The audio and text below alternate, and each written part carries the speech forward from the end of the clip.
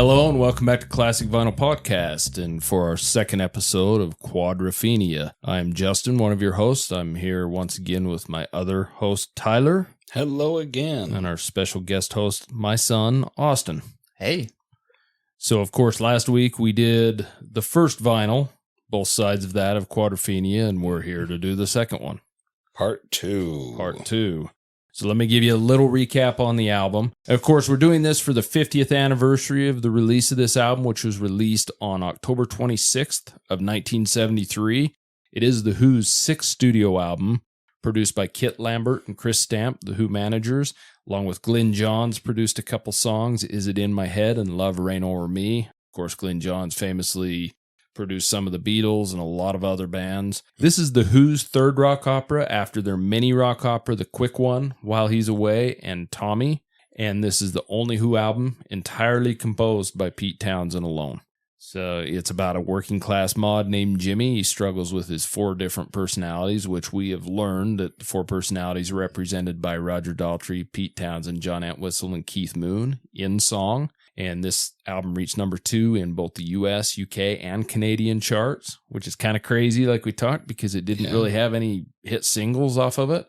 Yeah, but also for them to be the same. Like, we don't see that very often, where it does the same in the UK as it does in the US, as it does in Canada. Yeah, it generally does really well in one or the other. Yeah. And moderately well in the other one, but not quite as well as it does in one. And we see it go all across the board. You know, it could do better in the US or UK. You never can figure it out, right? These guys just seem to unify the world. Well, and here's the deal. We won't even talk about where Rolling Stone ranks this like we did in the first episode because they don't matter anyway. I'm irritated. Yeah. Now this album sold 1.5 million copies worldwide, which it is certified platinum in the US by the RIAA. But compared to Tommy, that sold 20 million albums, it's not even close. Mm-hmm. Now, I personally think this album outshines Tommy tenfold, but that's my opinion. Now, I have heard them both live, and live Tommy is much better than the album. Well, I'll tell you something. This is a much better album than Tommy, but a much worse movie than Tommy. I could actually agree with that. They did release the film version of Quadrophenia in 1979, and even though we both think it's not that great of a movie, it was a commercial and critical success as a movie. People loved it. Yeah, now there's been several versions of Quadrophenia released over the years, and like I said in the first episode, I own them all because I'm a sucker of a completist for certain bands, most especially the Doors, the Beatles, and the Who, so I've got to have it. And they've released several different versions of remixes, demos, outtakes, things like that. And they're all good albums, but I really like sticking to the original because it's great. Yep, so that's what we're reviewing. And we did talk about the cover photo in the first episode if you want to go back and hear that. So do you guys want to get to side 1 of vinyl 2? So side 3? Yeah, but we only have a marker for side 1, so we're just going to call it side 1. Yeah. Side 1. Okay, so side 1 opens up with 515, another song written by Pete Townsend, and it's actually sang by both Roger Daltrey and Pete Townsend. Now, this song was released as a single in the UK. It reached number 20, and when it was re-released in 1979, when the movie came out, it reached number 45. I don't think there's a lot of songs that, can hit the top 50 in the charts 6-7 years apart. Kind of crazy. They did pretty good, yeah. But number 20 doesn't seem very high to me. I mean, this is a really good song. Now, this song features Chris Stainton on piano and once again Entwistle on French horn. And this song is talking about Jimmy. He's taking that train to Brighton, all while consuming many drugs and substances. He's drinking heavily. He's thinking about his life with the mods and their duels with the rockers and all those kind of things. What are your thoughts on 515, Austin? I'm not sure why, but this is the song that comes to mind when I think of Quadrophenia. I think it's a great song, and I'm actually surprised by the chart numbers on this. I agree. I thought it would have been a lot higher. Overall, though, I think it's another song where it's very easy to follow the story, follow the lyrics. And then another part of it, I think, is there's some great guitar from Townsend in this. I think it's a really great showcase of his guitar skills, and I enjoy this song. What about you, Tyler? What do you think? Inside, outside, leave me alone. I love that line. And it's so indicative of what's going on in in this rock opera where we're at here is we've got Jimmy heading down to Brighton. He's just so sick and tired of all the voices inside his head screaming and all the voices on the outside they're screaming. So he's just like, hey, all of you people inside, all you people outside, just leave me alone. And he's trying to find some peace. So, but his world's also coming apart, and he's just like, well, why should I care? He's been kicked out of his parents' house. You know, he's lost everything. He's just looking for some sort of reprieve. So this song, I think a lot of people that have been through that struggle of growing up and finding your footing, they know that they can relate to it, that it will resonate with them. What do you think, Justin? Do you think Jimmy has ever looked far enough inward to realize maybe his drug and alcohol problems are his problems? But he likes it. Yeah, I mean, the song starts out, with a nice piano intro and a really good little guitar lick. And it actually starts with Pete Townsend singing, "Why Should I Care?" And that's actually how the song ends, too, "Why Should I Care?" So even though Jimmy's making this trip, and we had talked about it, this is kind of his optimistic and his one step forward to do something to get some kind of spiritual unity. Mm-hmm. He's also saying, "Why should I care?" And he's blasted out of his mind, out of my brain on a train. I mean, he's completely out of his brain. The French horn is used once again really well in here, as the piano is. It accentuates the song. And like Austin said, this is a perfect song. The bass is amazing in this. The drums are amazing in this. The guitar is amazing in this. This song is put together really well because the lyrics have meaning, and it's a really well put together musically song. So that moves us to the next song, "Sea and Sand," another song written by Pete Townsend and once again sang by both Daltrey and Pete Townsend. And this one is describing Jimmy's arrival at Brighton and his affinity for the beach in his search for spiritual unity in some sort. It is his spiritual escape, his time to be away from the realities of life and being kicked out of his parents' home and dealing with all these issues that are going on in his head, outside his head, kind of like it foreshadowed in the song before. Him really reflecting to himself about his life and lack of love and his inability to fit in with anyone and just all the issues he's having with his split personalities and things like that. And it really shows two of Jimmy's personalities in this song, the tough guy and the hopeless romantic, kind of playing off of each other. What are your thoughts on "Sea and Sand," Austin? It's another great song. The one thing that I like about it is the start of it. I mean, if you close your eyes, you hear the ocean sounds and you hear the seagulls. You really think you're at the beach, right? You can almost smell it and taste it.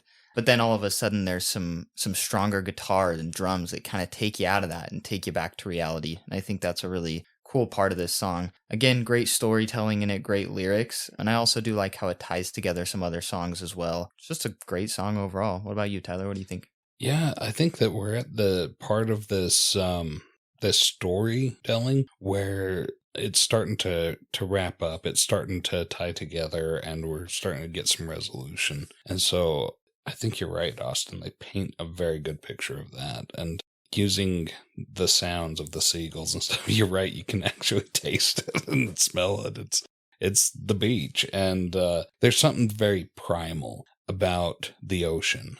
When we look at like evolution, that's kind of where we supposedly came from, as we had these amoebas that started to evolve into fish, that started to evolve into land creatures, and we crawled out of the ocean and became land dwellers. And he's coming to contact with that again, and it's I think it's a really nice depiction of this whole process of trying to gain our footing and trying to become something. He's trying to evolve himself from an adolescent into an adult, but he's also struggling with that, 4 personalities. He's trying to make it all fit, and nothing's fitting. He did everything right. He wore the right clothes. He hung with the right crowd, and yet he's still alone at the ocean. He's wondering how he got here. Very frustrated that he's here. What do you think, Justin? Am I just full of it?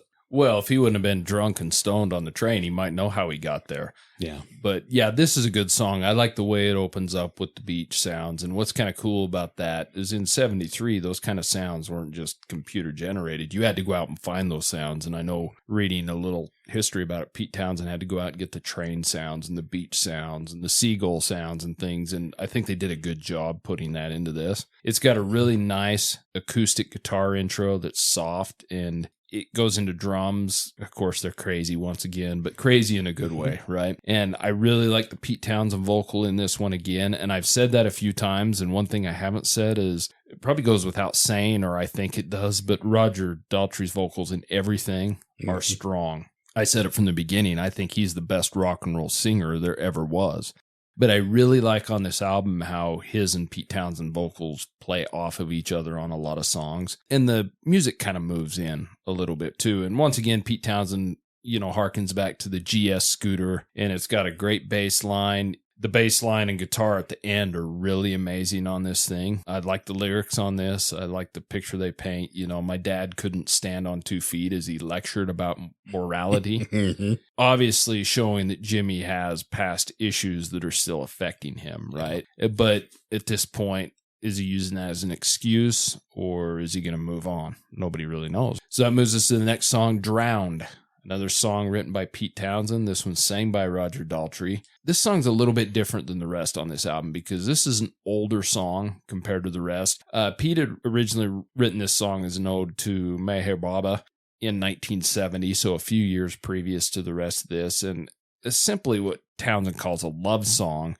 In the context of this album, this is kind of explaining Jimmy contemplating drowning himself in the sea because he sees the sea as a symbol of redemption or baptism or whatever you want to call it. I don't know why he thinks death is redemption, and maybe that's just what I'm reading into it. Like I said, I think that has to do with the evolutionary thing. I think he's like, I want to start over.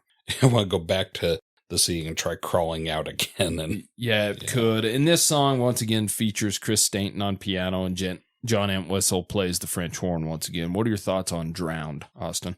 I think going back to what Tyler said, about evolution and him going back there, since it's where humans came from, I think that's a very interesting point, and that's kind of the way that I look at it as well. But I think another big part of this is the drums in this, even though it is an older song, and like you said, kind of is it different from some of the rest? I think the drums really give it that Quadrophenia feel still. What do you think, Tyler? Oh, I love Keith Moon. This man can drum like nobody can. And you're right. The drums, once again, it's a very primal instrument. So this whole concept of evolution, like he's like, oh, well, my life is all screwed up now. I just want to go back and start over, and not just like go back to when I was a child and start over, trying to live my teens. He wants to go all the way back to when he crawled out of the dang water, out of the pond, and try to start over from that. And maybe I'm just reading way too much into it, but that's really what it feels like Pete Townsend's trying to say is that this has such a... Well, and that's another thing is we're talking about adolescent terms. I mean, how many teenagers have you ever met that didn't speak in extreme terms and very exaggerated metaphors? And that's all this feels like to me, is that kind of teenage exaggeration in this metaphor. What do you think, Justin? I wondered how this song fit in, being an earlier song that probably didn't mean for this album, but it fits in nicely. It's got a piano and drum intro, and I don't know a band that uses more drum intros than the Who. And Austin hit that one on the head again. I mean, the drumming in this is absolutely crazy again, but amazingly so, right? It's got great bass line in this thing, especially if you listen to the bass line on the outro to this song. It's amazing.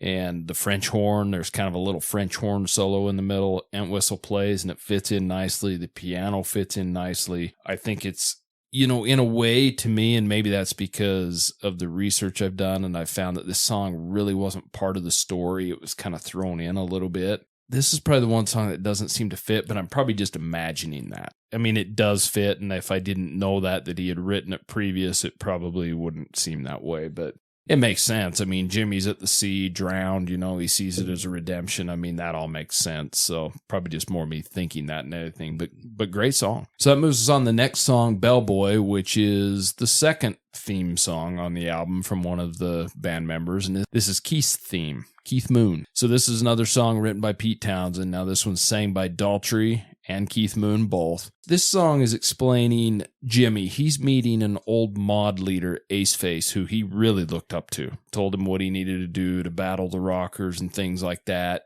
But he realizes Ace Face is giving up on his music, and he now works at a hotel. It's Jimmy's hero, and the rebel he was supposed to be, it's all a facade, right? He's finding this out, that this was all just bullshit.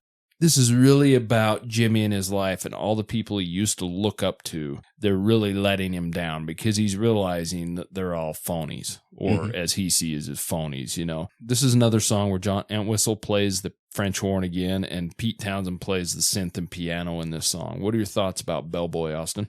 I think this song screams Keith Moon. I think he really almost carries this song, not only with his vocals. I think it's a great showcase of his vocals and his vocal range, but I think his drums as well. As always, he goes crazy with them. And also it just tells a great story as well, like the rest of the album. Probably beating that in here, but I really think it does tell a great story. And then, like you said, with the French horns and stuff and the synths and the pianos, they just blend so perfectly in this song. I think it's a really great song. Probably one of my favorites. What about you, Tyler? What do you think? I think that the pianos, the French horns, these are very classic instruments. These are very old instruments. These are things like from the previous generations.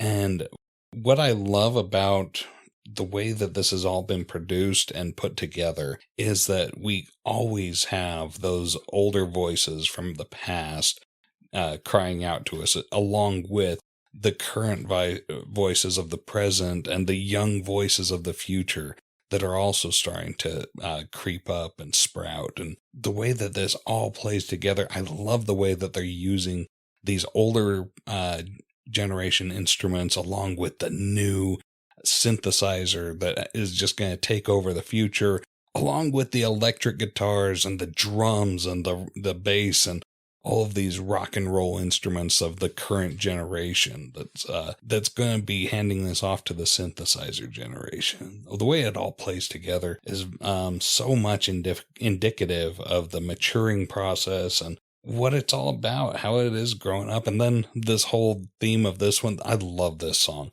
We have that hero worship where, have you ever met your heroes and you realize, oh, wait, they're just people? And so he's there with Ace the Face, who, was fighting the rockers with him. But Ace Face, well, he's a bellboy. He's got a job.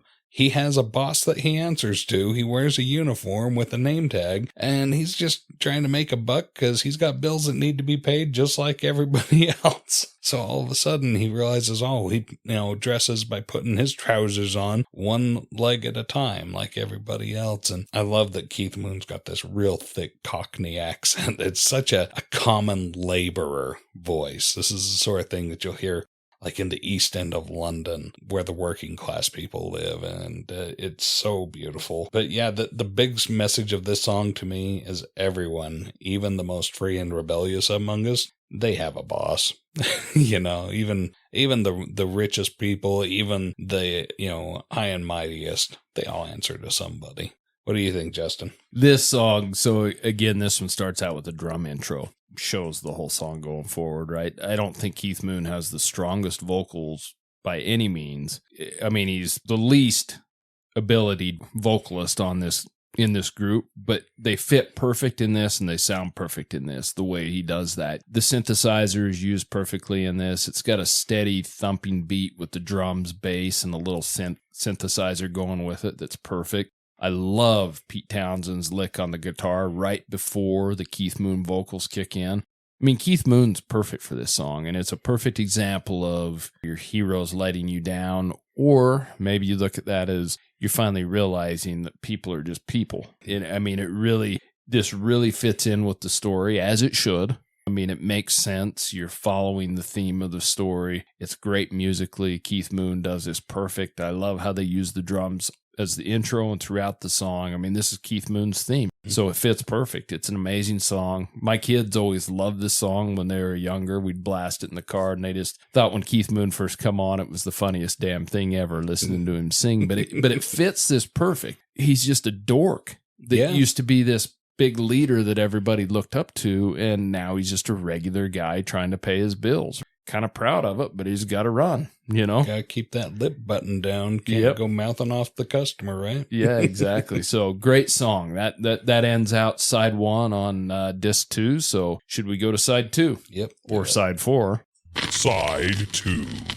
So side 2 of vinyl 2 opens up with Dr. Jimmy, and this actually has John Entwistle's theme in it, Is It Me? Which kind of harkens back to Is It In My Head in a way. So this one's written by Pete Townsend and sang by Daltrey. This is the longest song on the album, a little over 8.5 minutes long. Now, this is basically written explaining Jimmy hitting his rock bottom. He's been dragged down by the drugs and all the drinking he's doing and his apathy in his life. He's at his rock bottom. He feels like he's been abandoned by everyone and everything. And he's finally having a mental breakdown between his 4 personalities. And it really reveals the depth of Jimmy's struggles. And this song especially sets the stage for the exploration of his journey to come. And so what are you thinking about Dr. Jimmy, Austin? I think it really does set the stage for the final side of the album. I think it's a very deep song, probably one of the deepest on the album. I know it is 8.5 minutes, but they do pack a lot into those 8.5 minutes. It tells a great story and just sets a nice tone. What do you think, Tyler? Oh, absolutely. This, it's really starting to wrap up here. And I felt so bad, poor John Entwistle. This is his theme, is this big battle, like a Dr. Jekyll and Mr. Hyde moment, where you've got Jimmy really trying to take charge of himself, his destiny, but Jimmy has this big battle raging inside between his superego and his id, and he's trying so hard to not just give in to every impulse, but boy, that side of him, that side of him that just is so impulsive and throws caution to the wind and does whatever it feels like. It's so powerful. If this is a mental illness he's dealing with, it's incredibly powerful and it's uncontrollable. But he's trying so hard to control it. There's some lyrics in here where he's like, well, who is she? I'll rape it. And he's talking about rape. Well, rape's about control. Jimmy's losing control. So, nobody's safe at this point. And then you get this triumphant fanfare that's also juxtaposed to this very soft strumming that they get going on with the music. So you're getting this from all angles, not just the lyrics, but also the instruments are telling the story again. This is just a masterpiece. I love it. What do you think, Justin? Well, I think you pretty much hit it on what the lyrics mean. I mean, Jimmy's mucked up, right? This is really his bottom. He's at rock bottom on this. As far as the song goes, I mean, another song that has an absolutely amazing bass line in it. And the drums, I just put drums with a smiley face next to it because what can you say? I mean, if there's another theme in this album besides the actual theme of Jimmy, it's the bass line. And if there's another one besides that, it's certainly damn well the drums. I mean, there's no doubt about that. In this, it kind of sounds to me like Jimmy actually handles his drugs better than he handles his alcohol. Because, Dr. Jimmy doesn't come out when he takes his pills, but he does come out when he drinks his gin. So Jimmy's apparently a little more calm on drugs than he is on alcohol. He's a bad drunk. Yeah. Is the way I'm taking that. So, or maybe he's just bad all the way around. I mean, Dr. Jimmy comes out when he drinks his gin, and I don't know if that's when Dr. Jimmy wants to do his raping or what's going on. But this really is, like both you and Austin said, a really revealing song of the depths of his mental struggles. I mean, it's pretty rough. So that moves us to the second, or maybe the third instrumental on the song, The Rock. Basically about the rock he's journeying to out in the middle of the Brighton Sea, right? So this is another instrumental written by Pete Townsend. I mean, there's no lyrics on it, obviously, as an instrumental. What are your thoughts on this song, Austin? I don't think it necessarily stands out to me a lot. I mean, I think it's necessary for the album. It's a great song, but it's just not one of those that stands out to me as much. Maybe Maybe it's because I do enjoy hearing the lyrics and the vocals, but overall, still a great instrumental. What do you think, Tyler? I think I completely agree with you. We've been robbed of Roger Daltrey. Absolutely. I mean, we've got everybody else there in the band, but poor Roger. We don't get him in this song, and so I miss him. But boy, excellent instrumentals. These are just masterfully played instruments, and so it sounds really good. But boy, I miss Roger, and I like hearing him tell us a story. What about you, Justin? Well, I think, once again, I mean, any instrumental from The Who, yes, you're missing that key part of the best rock vocalist, or even Pete Townsend, or even John Entwistle or Keith Moon even singing Keith it, Moon, but it's got amazing drumming on it. And this song is kind of an underture as opposed to an overture. So on Tommy, they did an underture as well that kind of shows back to things. And this one kind of whispers of the next and last song, which is Love Reign O'er Me. The synth is used in this song real well. All the instruments are used in this song. It's an excellent instrumental without a doubt, but just as easily could have had a theme and lyrics put to it, but it fits in, and it's really hard for me to not have that song on here because it's the perfect in between Dr. Jimmy and the last song, and it just can't be missing because it fits so well. It's a bridge. It really is. So that moves us to the last song on the album, Love Reign O'er Me. Now this one is the fourth and final theme song.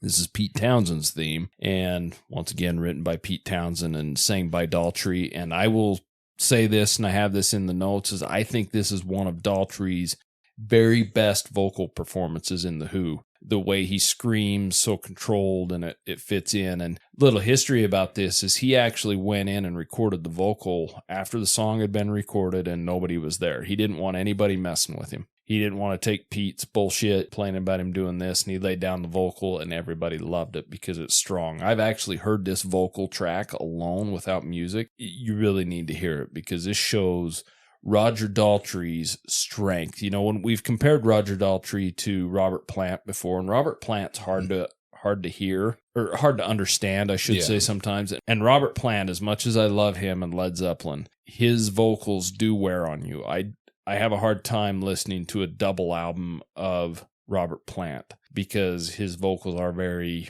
ear-shattering, I guess is the way to put it. As much as I like them, they are. Now this song was released as a single in the U.S. It only reached number 76, which blows me away because this still gets heavy radio airplay to this day. And I don't know if it's so long or what it is, but this is an amazing song. This is written about Jimmy. He's finally having his personal crisis. It's hit that rock bottom like in the previous, Dr. Jimmy. And he really feels like he has nothing left to live for. But he actually does find solace and spiritual redemption in the pouring rain, which is how this song opens up. He steals a boat and he takes it out to sea. Now, I'm not sure if you put a scooter on that boat or what, because it ends up in the drink, on the back of the album. But once again, this is an amazing vocal performance. What are your thoughts on this song, Austin?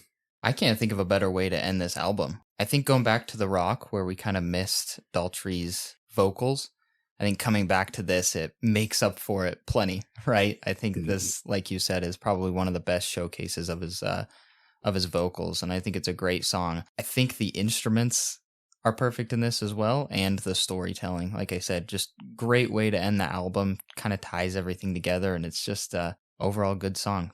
Great ending. What do you think, Tyler? Oh, absolutely. This is a very intense song. I can't think of a better way to close out the album. Hearing the story about Roger Daltrey going in and recording those vocals afterwards, those really intense screams, because I'm sure most people have heard this song from the radio if they haven't heard it in the context of Quadrophenia. This is my first time hearing it in the context of Quadrophenia.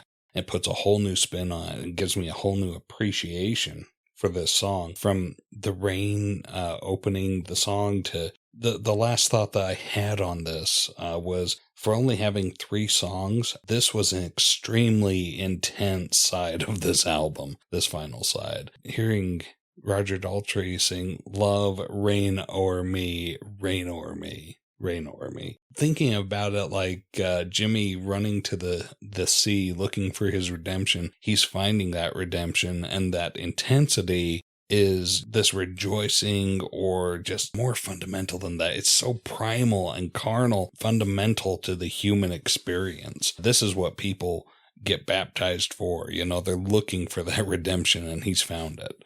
So I think this is a great way to close out the album, and it's the cherry on top of the sundae for me. Justin, what do you think?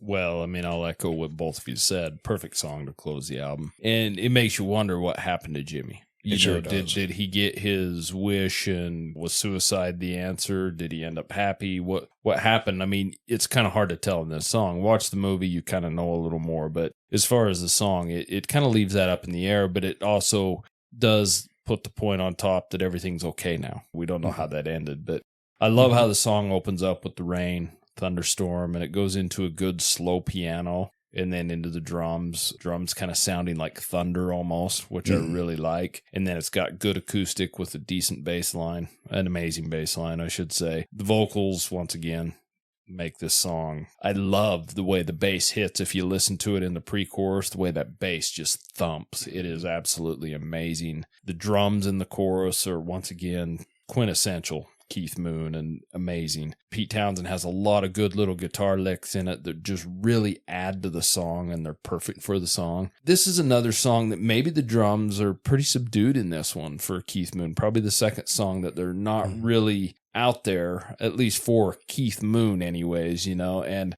I love the synth in this song again. And once again, I don't like synthesizer very well, but the way they use it in this album is just perfect, because it's just used slightly. It sounds perfect. Roger Daltrey's controlled screams in this are just perfect. I love the vocal, and I love the ending. This whole song is a great ending, but the last word he screams is love. And it just kind of goes out on that. And I can't think of a better way to end this album. It's an amazing song. I've always loved this song. I've always loved this album. So great way to do it. All right. Are we ready for winners and losers? Do you want to do winners and losers? I think so. Winners and losers. Okay, so we've got 3 of us this time, so it's our own podcast, so choose what you want to do. Choose 2 or 3 of your least favorite songs. And Austin, why don't you go first? Well, I would say that this is very hard to pick non-winners on this, but I would say that just from my point of view, I don't love instrumentals as much. I would say probably The Rock and I Am the Sea. Probably some of my least favorite, but that does not mean in any way that I don't like them. I just think they're probably my least favorites just due to them being instrumentals. But did Austin take the easy way out on that one? He might have, but at the same time, I'm going to agree with him. There's not really an easy way out of this. It's hard to find ones that aren't good on this album or that don't fit. So is that where you stand, Tyler, with 2 instrumentals? One of my least favorites is The Rock, the instrumental, just because I feel like we were robbed of Roger Daltrey. My other least favorite is It in My Head? That one messed with me upstairs. And then Sea and Sand. Sea and Sand, I like the song. I just didn't have a lot of notes to jot down about it. And that's why I put it as least favorite. I figure that when it comes to the winners and losers, I have to go off of some sort of criteria, and that one lost just because I don't have a lot of notes to write down about it. Whereas all the other songs, I've got lots of notes. What are your losers? Well, this is my podcast, so I'm going to table that or abscond from that. Okay. And I'm going to tell you right now, as an album, there can't be a loser on this one. It's good to be the king, isn't it? Well, I just can't, even the instrumentals for me, as much as how important this album is, they can't be left off, even though, I mean, if I were, that would probably be that, but they're so critical to the album, you know, maybe not to the story, but just the musical journey of the album as well. And so this album is definitely a desert island album for me, which probably foreshadows what I'm going to rate this album at, but I cannot pick a loser on this album because it just fits together too well. And so for me, I can't. I guess that you're going to have to pick your not 3 favorites, but now 6 favorites, aren't you? I don't know. We'll see where we can go with that. The favorites are a little easier for me on this one. So, yeah. Austin, what are your favorites on this? 2 or 3, whatever you prefer. Yeah, I would say my favorites, and these are in no order. I would say Love, Reign Over Me is probably one of my favorites. I just think, again, like I said, it's a great ending to the album. Great vocals by Roger Daltrey and just overall great song. Another one I would say is Bellboy. I love hearing Keith in that. I love his drumming, his vocals. Another great song. And then I would say my third one is probably 515. Again, just great instruments, great vocals. And it's kind of the song that I think of when I think of Yeah, that's what I was going to say. You did say that song really makes you think Quadrophenia. Yeah. Which I get that. Yeah. Yeah. What about you, Tyler? What are your winners? My winners, Bellboy's up there. I adore Keith Moon. I couldn't love that man anymore if he was my own child. Other favorites are The Real Me. Boy, it just really had so much that it's the second song on the first side, and it just lays it all out for exactly what it is. It's so perfect going in after what I consider to be the overture. I think we all considered that to be the overture. So the second song just set the pace, and I loved it. I love that final song, Love Reign Over Me, but it got beat out by Dr. Jimmy. Dr. Jimmy was just so poetic in the way it was written. I had so much love for that song, and the metaphors, the comparison of the Dr. Jekyll, Mr. Hyde sort of thing, Dr. Jimmy, Mr. Jimmy. It was so beautiful, and so that one actually beat out Love Reign Over Me, because I felt like Love Reign Over Me was going for the low-hanging fruit. It's so easy to love that song. I just wanted to have a song that I wanted to love a song even more. I don't know what I'm trying to say. Them's my winners. What are your winners, Justin? Obviously I didn't list any losers, and I don't think there is a loser on this album at all. It's a perfect album. If I were to pick my favorite songs on this album, and this is in no particular order because they're all important to it, but if I was to hear the songs separate like I do sometimes out of the Quadrophenia story, I'm with you, Tyler, on one of them, The Real Me. That's a good song separate or together, but also as far as the album is concerned, it's very important to it because it does set things. Then obviously to end the album, Love Reign Over Me. I love that song. I like what it does to the album. I like it in the context of the album because it's a perfect cap, but I also think it's an amazing song just on its own. And another song I really love, and it sticks out to me, is I'm One. I really like Pete Townshend's vocals in that. I like the acoustic slow song start up to it picks up really quick, and like every song, it's amazing. Bass line, drums, everything in it. And that's the one thing. The Who are one of my favorite bands of all time. No doubt about it. They're just the best band. Every one of them is the best at what they do. I think Pete Townsend is probably the best single songwriter there has been in history, in my opinion. And I'm going to get a lot of hate for that, but best single songwriter. I mean, he single-handedly wrote pretty much everything The Who ever did. And what he did with the rock operas, what he did with the guitar, and the power chords, and then the theatrics are another thing on top of The Who. And then the synthesizer. Yeah, I mean, he's just amazing at what he does.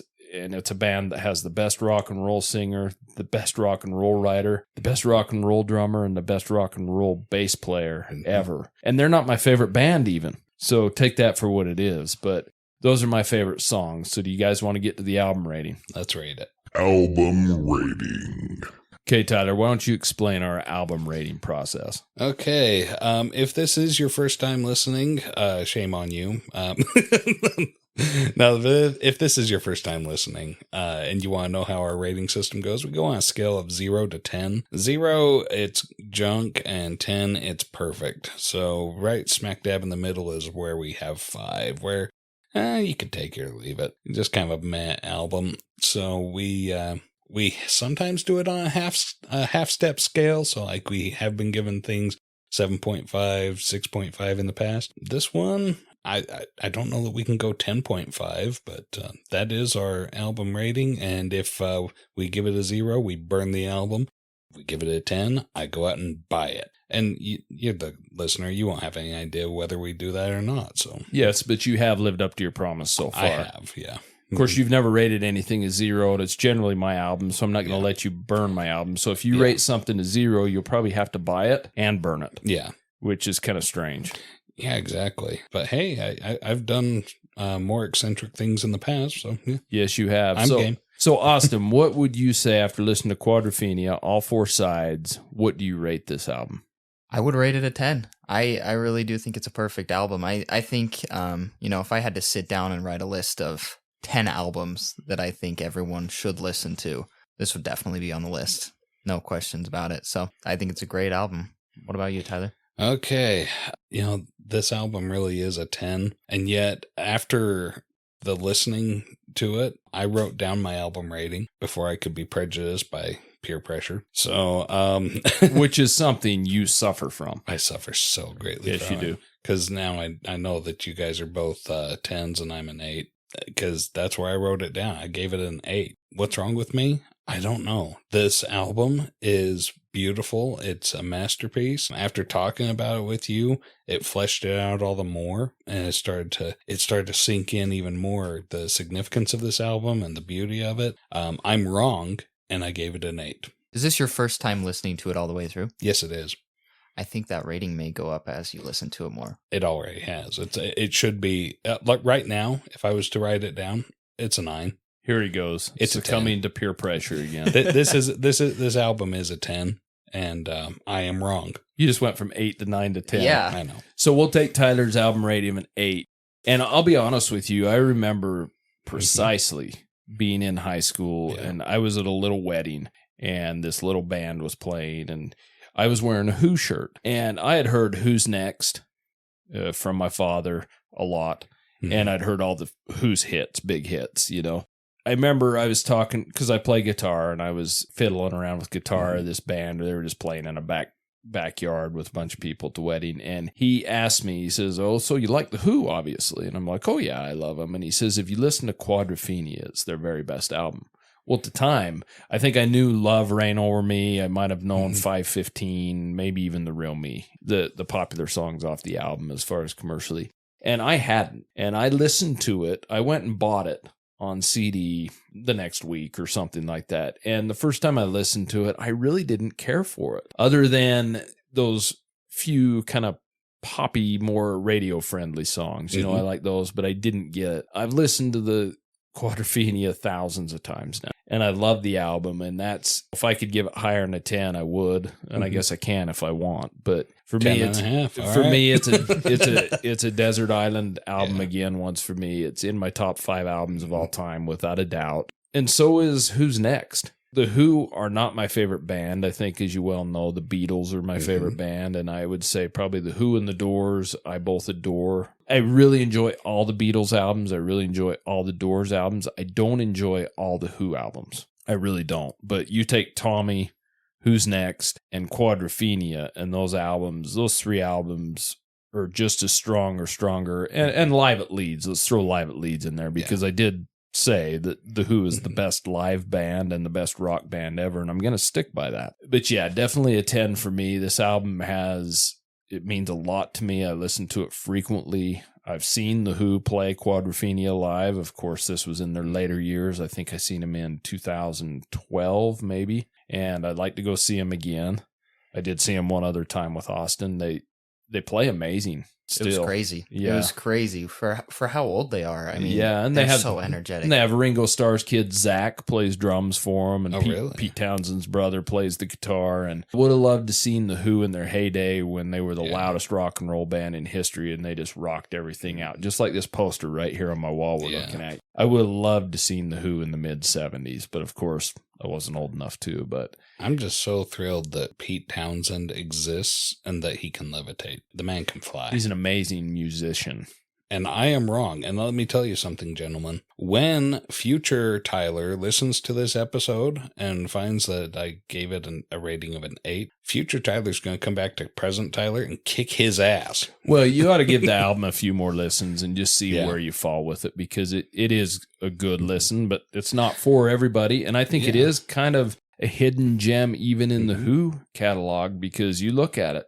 Tommy, 20 million album sales. Who's Next? 4 million album sales. Quadrophenia, 1.5 million album sales, which isn't too shabby, but I think it far surpasses Tommy without a doubt, and it really rivals Who's Next, in my opinion. Well, yeah, there's very few songs that can top Uncle Ernie Fiddlin' About, and they're all on this album. Yeah, and I think, like I said earlier, I think Tommy is much better live. This album, and I don't know, because sonically it's better because it's some years down the road from Tommy, and so This album's a bit more grown up, too. Technologically, there was advances made in the studio and things like that Yeah. that made the sound of this much just better sonically. Because this album, even the original album before any of the remasters, is beautiful sonically. It's a great sounding album.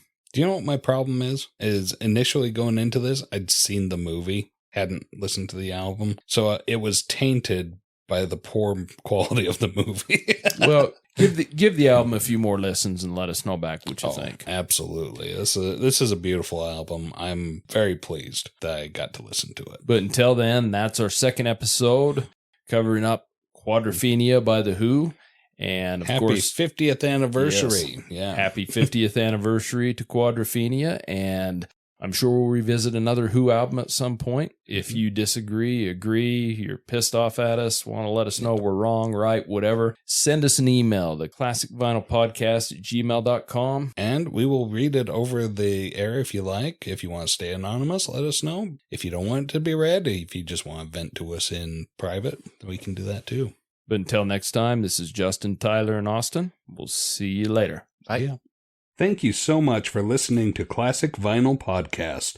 And don't forget to subscribe on Spotify or Apple Podcast or wherever you listen to your podcasts.